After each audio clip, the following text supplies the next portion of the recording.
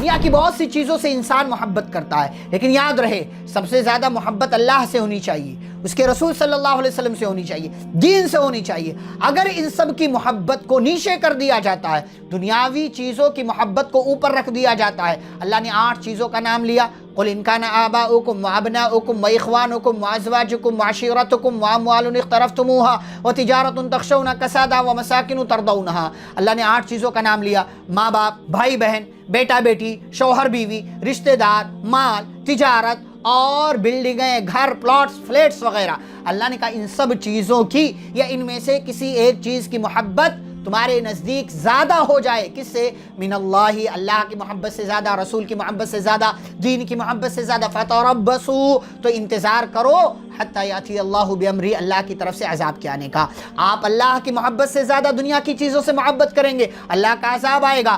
آپ دنیا کی چیزوں سے محبت زیادہ کریں گے، رسول کی محبت سے زیادہ کریں گے، آپ کے اوپر اللہ کا عذاب آئے گا۔ اور آج یہی حالت ہے، ہم دیکھ رہے ہیں، محسوس بھی کر رہے ہیں اور اس کا مشاہدہ بھی کر رہے ہیں۔